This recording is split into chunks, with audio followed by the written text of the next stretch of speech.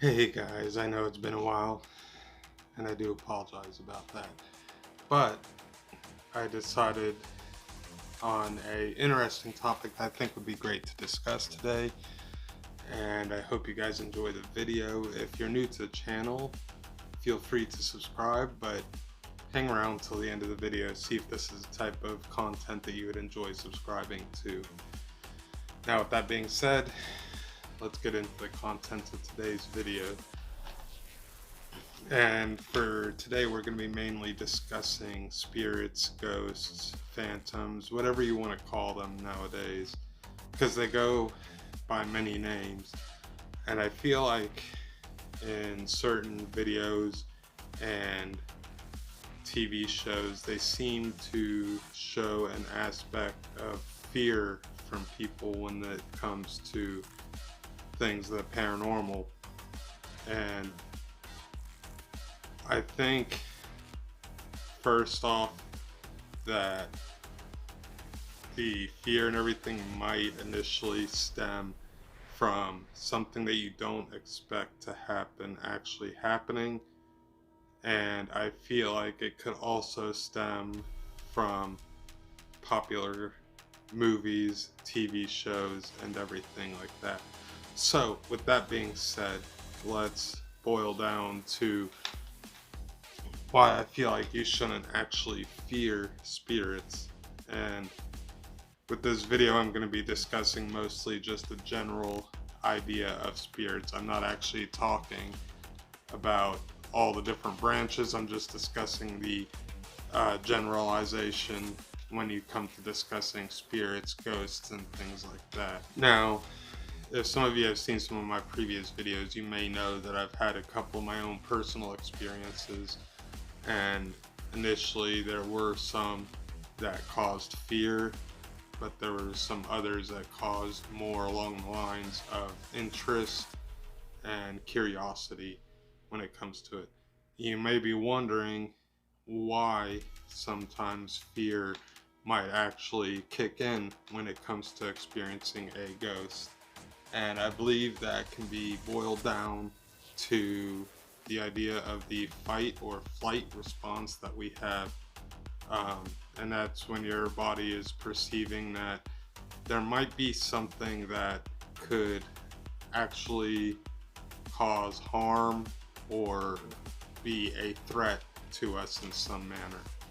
However, I think that could be along with the fact that it's joined with the thought that you're dealing with something that could be tied to the idea of death and the afterlife, the inevitable thing that everyone's going to deal with at some point. And along with that, there are some people that deal with phasmophobia, which is actually a fear of spirits or the fear of the unknown. And that is believed to be tied to primitive parts of our brain that could also be in line with the fight or flight aspect. Now, fact that it could be tied to popular culture such as horror movies, horror games, and things of that nature, because these games and these videos utilize spirits as a way to scare us in these games and movies. So I have a feeling that partially due to that, we almost expect a spirit to be scary or something of that nature when it comes to us actually encountering one. But with all that being said, I do believe that we shouldn't have to worry about fearing ghosts, because I don't think that spirits as a whole really has the intent of harming us or trying to scare us away. I think initially what they're actually trying to do through the forms of spirit orbs and EVP is actually trying to interact with us and let us know that they're there and actually try to let us know that we aren't alone when we're in these different areas that have been said to have these spirits tied to them. And at this point, you might be asking yourself, well, what about the investigators or the people that get scratched, or what about the possibility of them actually throwing things at us?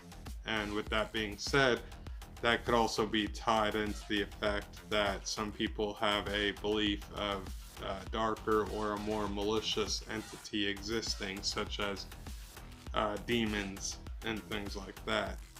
Though I think discussing demons and stuff like that would be a topic for another video. At the same time, EVPs could be viewed as something that could be abusive, rude, etc.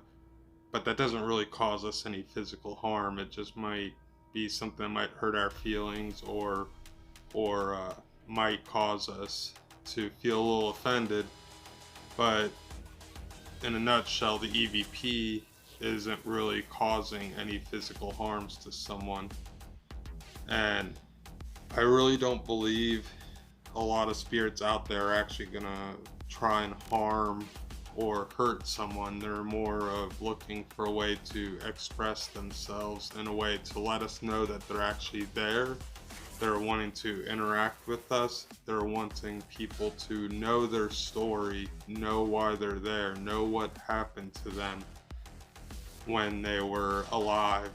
And in some cases, for example, with people that might not have gotten the chance to live an entire lifetime, they might want to let us know that something happened to them. And now, on the flip side of that, most of what I was discussing there, people claim are intelligent hauntings. And in connection to that, there's another side of the paranormal experience that people say are poltergeists, or in other words, a noisy ghost. And usually with some poltergeists and some hauntings, they are not seen as intelligent hauntings. And now, to explain more deeper on that, intelligent hauntings are usually going to be seen as the spirits that can interact with you, answer your questions, knock on the wall to let you know they're there, things of that nature. Whereas something that's not an intelligent haunting is usually going to be something that's creating noise and not really responding to you, responding to your questions, or anything of that nature. Or it seems to be on a loop, where on a certain day of a certain time it shows up, it does what it needs to do, and then it disappears, and then you won't see it again till that certain day or certain time again. And usually those will be tied more into the hauntings that aren't seen as an intelligent haunting.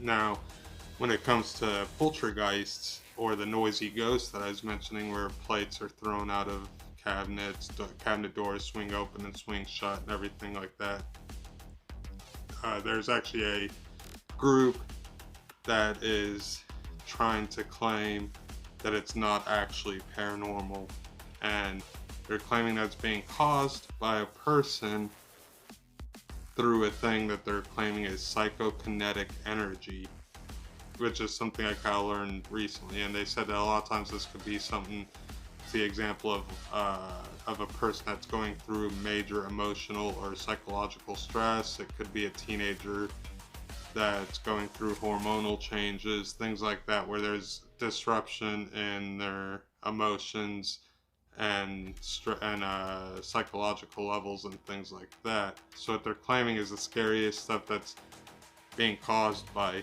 ghosts are being caused by the unconscious activity of the mind that is currently from parapsychology theory in regards to when that stuff happens. I don't 100% know where I stand on the information that was provided by that, as far as whether or not I believe that's something that's actually happening. I was just providing that additional little snippet of information so that way you can make your own decision on what your beliefs are about that. And with that being said, let's kind of loop back to what we were discussing about for the video, why you shouldn't be fearing ghosts. And based on the information provided, the ghosts really don't typically want to harm you. They're trying to provide activity to let you know they're there because they want to interact and they want to be able to get their story heard, so that way they're not forgotten or they're not going unnoticed. The aspect that the emotions you're feeling when you're interacting with a spirit or you're having a paranormal experience, I feel like they could be tied to the spirit you're interacting with. And according to a discussion that I had with a friend of mine, it tied down to the effect of, let's say, for example, that the spirit you're interacting with is someone that was unfortunately killed in a wild animal attack. That person might have been experiencing massive amounts of fear and sadness at that time, so when you're interacting with them, they might actually be portraying that fear and sadness onto you, which might explain why you feel that elevated level of fear and sadness during that time frame. And then also I would like to point out on two different notes that if any of you come across this video and you would like to support the channel, I do have a Patreon link that I'll be leaving in the description down below, as well as a buy me a coffee link that will be linked down below as well. And then I'm also going to leave a pinned comment with those links as well. And also at the same time, if you enjoy this video and you enjoy this type of content, feel free to click on the subscribe button down below as well as the thumbs up. And if you click the subscribe, feel free to click that bell notification button as well to be notified of all future uploads. And I know this video might not be the longest or the shortest, it might not be the most entertaining. However, I am trying to get better at that, so I'm looking into different ways that I can provide content that might be more entertaining for you guys. But feel free to leave a comment down below if there's any ideas that you guys might have. And now, as always, enjoy life. Take it a day at a time. And I'll catch y'all next time.